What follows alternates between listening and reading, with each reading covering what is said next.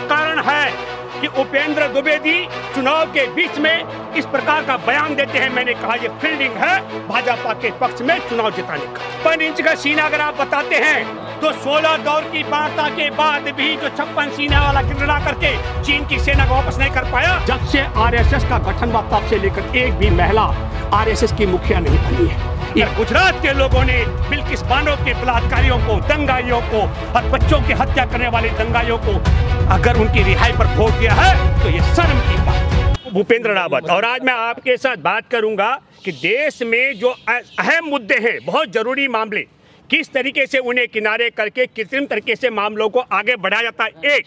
और दूसरा जिक्र करूंगा किस तरीके से हमारे देश में मीडिया से लेकर सेना के आला अधिकारी तक और हमारे देश में अदालत में बैठे जज भी भाजपा के पक्ष में माहौल बनाने के मामले में शामिल है। पहला मैं जिक्र करूंगा आपसे, आप सब लोगों ने देखा होगा कि गुजरात के दूसरे चरण के चुनाव के बीच में नवंबर का मैं जिक्र कर रहा हूं, 22 नवंबर का, हमारे देश के उत्तरी कमांड के incharge major general Upendra Dwivedi ऐलान करते हैं, चुनाव के बीच में ये ऐलान करते हैं कि हम पीओके को वापस लेने के लिए तैयार हैं। और ये ऐलान तब होता है जब दूसरे चरण में गुजरात के मतदाताओं को प्रभावित करना होता है। आपको बताता हूं, 1994 में हमारे देश की संसद में पीओके को वापस लेने का प्रावधान पारित हो चुका था, प्रस्ताव 1994। 26 जनवरी 2022 को मेजर जनरल उपेंद्र द्विवेदी उत्तरी कमांड के इंचार्ज बन चुके थे। क्या कारण है कि उपेंद्र द्विवेदी चुनाव के बीच में इस प्रकार का बयान देते हैं? मैंने कहा ये फील्डिंग है भाजपा के पक्ष में चुनाव जिताने का। हमारे देश में 2 राज्यों का, गुजरात और हिमाचल का चुनाव होता है। चुनाव की गणना 8 दिसंबर को की जाती है, लेकिन चुनाव की तिथियों की जो ऐलान है हिमाचल का 15 अक्टूबर को और गुजरात के चुनाव का 3 नवंबर को होता है। और बड़ी रोचक बात है कि गुजरात जैसे राज्य के भी 2 चरणों में चुनाव होता है और मुख्य चुनाव आयुक्त राजीव कुमार ऐलान करते हैं 10 नवंबर को। क्या कहते हैं? हम एक देश और एक चुनाव के लिए तैयार हैं। यह भी जानबूझकर षड्यंत्र के तहत जो चुनाव आयोग, जो मुख्य चुनाव आयुक्त एक अकेले गुजरात राज्य का चुनाव एक दिन में नहीं करा सकता हो, जो 2 राज्यों की गणना एक साथ कराने की ताकत रखता हो लेकिन ऐलान नहीं कर सकता हो, वो कैसे करेगा?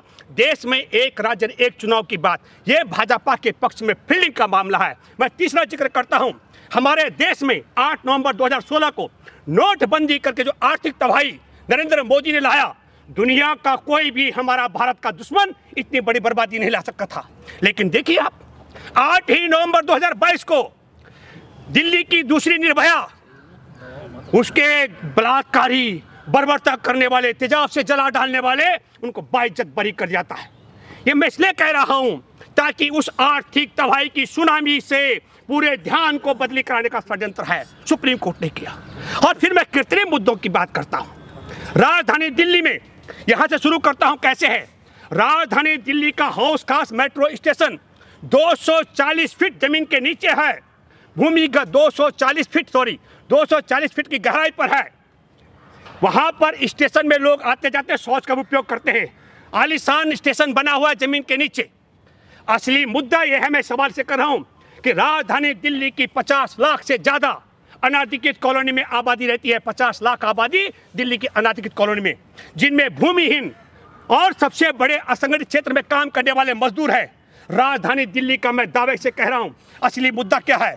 जिन अनाधिकृत कॉलोनी में पीने का पानी की आपूर्ति हो रही है, वहाँ विकास के नाम पर जो तोड़फोड़ की गई नालियां बनाने की, तो मल मूत्र का नाला, पाइप और पानी का पाइप एक साथ जुड़ करके पूरी अनाधिकृत कॉलोनी के लोग जहां जहां ये विकास कार्य कर रहे हैं, मल मूत्र युक्त पानी पी रहे हैं।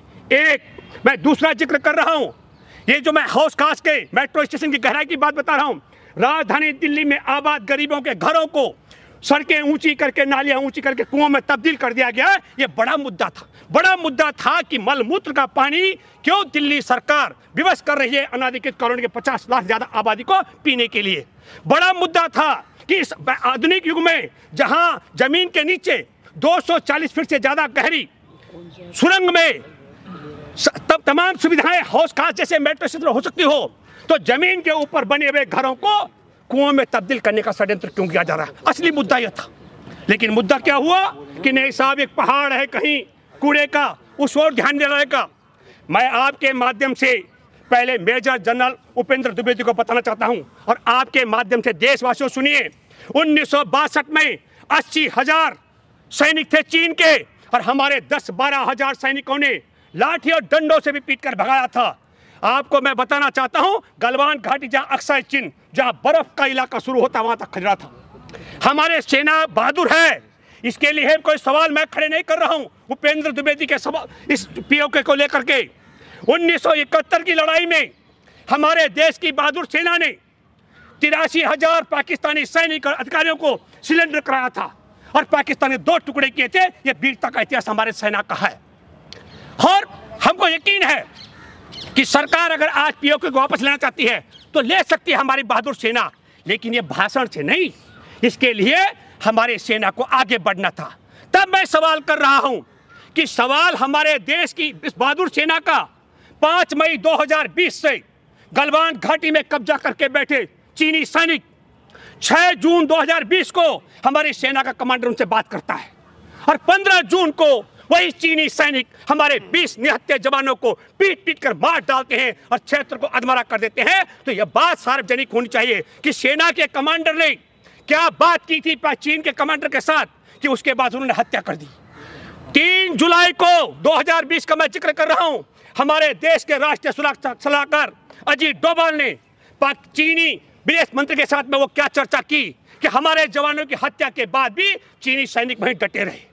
क्या कारण है? 1962 में 80,000 सैनिकों को खदेड़ने वाली वह बहादुर 12,000 सैनिकों की जो विरासत है वो चीन के सामने ढेर क्यों और पीओके के आगे पीओके को लेकर शेर क्यों? ये सवाल मैं कर रहा हूं और इसलिए भी कर रहा हूं कि 5 मई 2020 से लेकर के गलवान घाटी में डटे 16 दौर की वार्ता होती है, भारत सरकार गिड़गिड़ाती है, पर हमको ये भी सोचना पड़ेगा कि जो शेर बोलता है पीओके को वापस लेने के लिए मेजर जनरल उपेंद्र द्विवेदी, तो सेना के आला अधिकारियों का हिम्मत क्यों नहीं पड़ा जब 15 जून को हमारे जवानों की हत्या के बाद और क्षेत्र के अधमरे होने के बाद उनकी लाश, उनके जो जख्म थे शरीर पर, उसके बाद देश का प्रधानमंत्री बोलता है न कोई गुस्सा है, न गुस्सा आया है, न हमारी सीमा पर कोई कब्जा है किसी का, और तब उपेंद्र द्विवेदी जैसे सेना के आला अधिकारी इनके मुंह पे टेप क्यों लग जाती है? ये बड़ा सवाल है।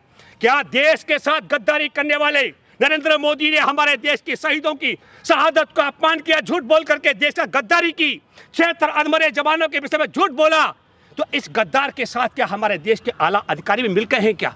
मैं इसलिए कहना चाहता हूं मेरे प्यारे देशवासियों, भुखमरी के मामले में हमने अफ्रीकी देशों को पछाड़ दिया है, भुखमरी के मामले में, बेरोजगारी के मामले में 45 साल का रिकॉर्ड तोड़ दिया है।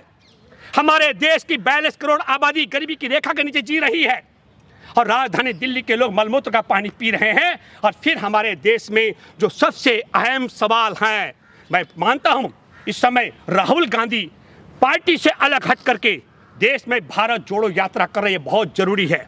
और मैं इसलिए कहना चाहता हूं, अब मेरे मन में बड़ा सवाल है, क्या गुजरात का चुनाव इस प्रकार भाजपा के पक्ष में करने के लिए हमारे देश की आजादी की 75वीं वर्षगांठ पर देश की वह बेटी बिल्किस बानो, जिसके सामने उसकी मासूम 3.5 साल की बच्ची की हत्या कर दी गई, उसके माँ और बाकी 2 महिलाओं के साथ गैंग रेप किया गया, उसकी उनकी हत्या कर दी गई और स्वयं बिल्किस बानो के साथ गैंग रेप किया गया।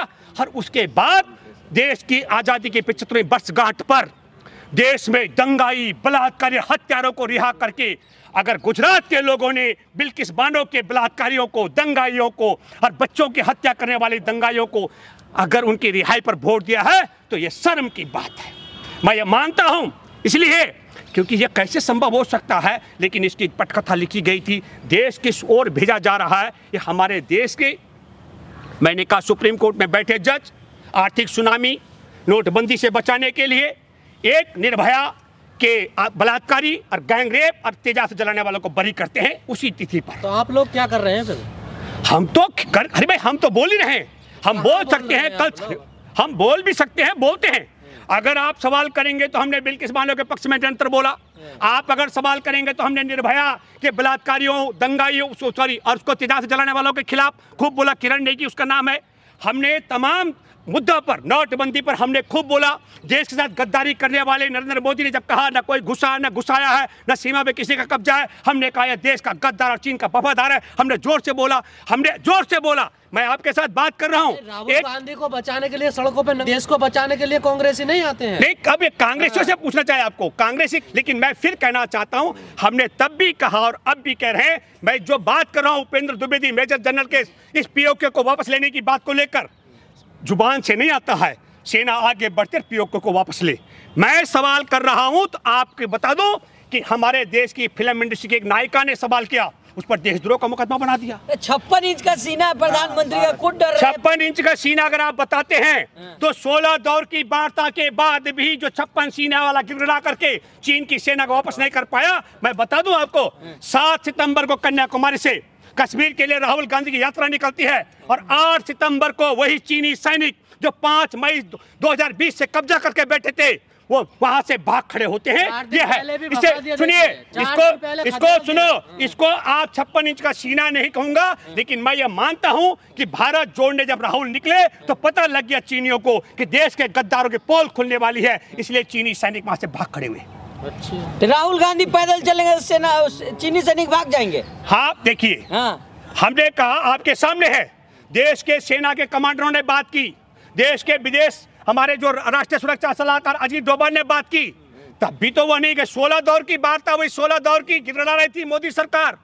अरे भाई, मैं क्या कर रहा हूँ, राहुल गांधी का या तो फिर, या मैं मानता हूँ कि मोदी सरकार ने, अजीत डोभाल ने, सेना के कमांडरों ने चीन के साथ ये समझौता किया होगा। जिस दिन राहुल गांधी पैदल यात्रा निकालेगा भारत जोड़ो कन्याकुमारी से कश्मीर तक, उसके अगले दिन तो वहां से इलाका छोड़ देना, समझौता किया होगा। तो मैं आपके माध्यम से कहता हूं, अजीत डोभाल ने चीन के विदेश मंत्री से कौन सा सवाल समझौता किया, वो पब्लिक के बीच में आना चाहिए। 6 जून को सेना के कमांडर ने चीनी सैनिकों के साथ क्या समझौता किया, जिसके बाद 15 जून को हमारे जवानों की हत्या कर दी गई, वो समझौता आना चाहिए। और प्रधानमंत्री ने 20 जवानों की शहादत के बाद, 76 के अधमरा होने के बाद क्यों कहा कि कोई गुस्सा नहीं? सर, अमित शाह ये कह रहे हैं कि 2005-2007 के बीच राजीव गांधी फाउंडेशन ने जो चीनी दूतावास से 1 करोड़ 35 लाख रुपए लिया, उसका क्या हुआ? तो जो पैसा लिया वो इनके पास, देखिए जो आपने कहा, उसके लिए तमाम एजेंसियां हैं, उनके लिए तमाम एजेंसियां, वो एजेंसियां अपना काम करेंगी। उसके लिए सुनो, उसके लिए मैं तो वो नहीं हूँ।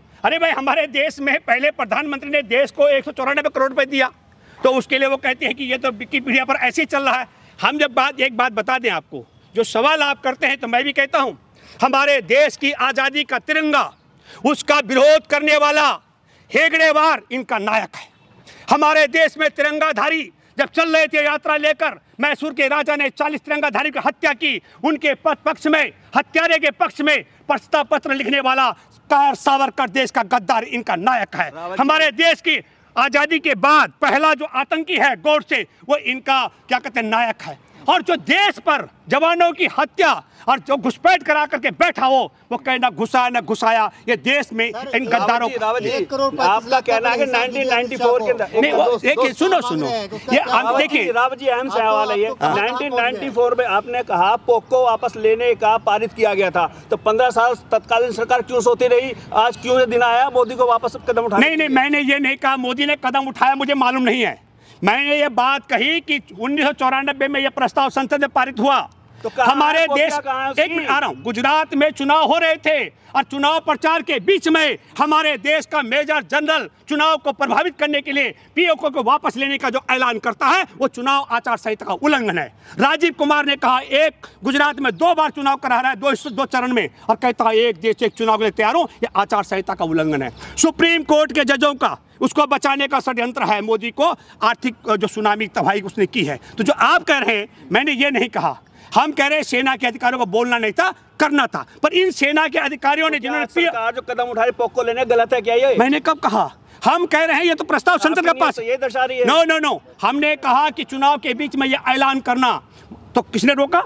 अरे उपेंद्र द्विवेदी को किसने रोका हुआ है? जाए। 1962 कांग्रेस की बड़ी तारीफ कर रहे हैं। भारत के हजारों जो हेक्टेयर जमीन जो है चाइना ने कब्जा कर लिया, उस वक्त सरकार क्या कर रही थी कांग्रेस? देखिए, आप पहले सुनिए, मैंने पहले कहा, दोबारा प्रमाणिक है, हमारे देश के सिर्फ 12,000 सैनिक थे, उनके 80,000 सैनिक आप थे। तो 1 इंच भी कब्जा नहीं कर पा रही है। कौन? लोग सवाल गल कर रहे हैं, अमित शाह अभी कह रहे हैं, अभी अमित शाह देखिए झूठ बनाने बोलने फैलाने वाली मशीन क्या बोलते हैं। जब हमारे देश के जवानों की लाश आई और चिता जल रही थी और प्रधानमंत्री कहता है ना कोई घुसा है ना घुसाया है, तो क्या सैनिकों ने आपस में मारा क्या किसी को आपस में?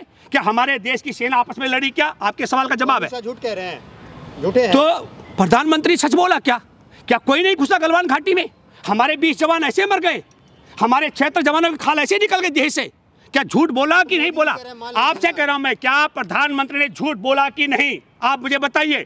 और मैं फिर हैरान हूं कि जो अधिकारी पीओके के लिए बोल सकते हैं वो गलवान हमले पर और गलवान की घुसपैठ पर क्यों मौन है, ये बड़ा सवाल है। मतलब आपको लग रहा है सब मिले हुए हैं? तो दिख नहीं रहा आपमें। बिल्कुल हाँ? बिल्कुल 101%। हाँ। मैं कह रहा हूं जिस प्रकार उपेंद्र द्विवेदी मेजर जनरल ने कहा पीओके को लेकर के, मैं अपील करता हूं मिस्टर उपेंद्र द्विवेदी, अगर मैं झूठ बोल रहा हूं कि चीनी सैनिकों ने घुस करके गलवान घाटी में हमारे 20 निहत्थियों की हत्या की, जवानों की 76 को मार मार के अधमरा किया, अगर मैं झूठ बोल रहा हूं तो मेरे खिलाफ राष्ट्रद्रोह का मुकदमा बने। और अगर मैं सच बोल रहा हूं तो डूब मरो शर्म के मारे, तुम भी तो सच बोलने का साहस करो, ये मैं बोल रहा हूं। आप कांग्रेस को इतना अच्छा बता रहे हैं। रवि किशन कह रहे हैं कांग्रेस की वजह से मेरे 4 बच्चे पैदा अरे भाई ये के सुनिए, आप देखिए वो महिला है, बच्चे महिला पैदा पर हो रहे देखिए कांग्रेस की वजह से। मैं रवि किशन ने अपनी पत्नी के चीरहरण का, चरित्र हरण का जो आरोप लगाया कांग्रेस पर, देखिए मैं फिर अगर कहूंगा तो इनका आइकॉन है, आज सुनो, पेशेवर बलात्कारी आसाराम, वो इनका बापू है नरेंद्र मोदी का, जेल में है। हमारे अरे बापू है हमारे देश में बलात्कार हत्याओं के मामले पैरोल पर बाहर आया हुआ, जो अभी आया था 40 दिन के लिए, उससे आशीर्वाद लेने वाले, उसको पिता बताने वाले, और जो संत है चिन्मयानंद नग्न हो करके अब उसकी वीडियो वायरल हो रही है। इनके देखिए आप समझिए, इनके यहाँ महिला का न कोई स्थान न सम्मान है। जब से आरएसएस का गठन हुआ तब से लेकर एक भी महिला आरएसएस की मुखिया नहीं बनी है। इनके यहाँ महिलाओं का न मान और सम्मान है। हम आपको, मैं क्या कहूँ, बहुत ओछी बात है। RSS में क्या आप महिला सुनिए, आरक्षण लगवाना चाहते हो? एक मिनट आपको बता दूं, कई मर्तबा आपने देखा होगा पंडित जवाहरलाल नेहरू अगर अपनी बेटी और भांजी से मिले हैं तो किस प्रकार इनका जो क्या कहते हैं वो जहाँ संघ की दीक्षा, नागपुर की दीक्षा और क्या कहते हैं व्हाट्सएप यूनिवर्सिटी की शिक्षा मिली हुई है, किस प्रकार बदनाम करते हैं रिश्तों को, आप कल्पना नहीं कर सकते।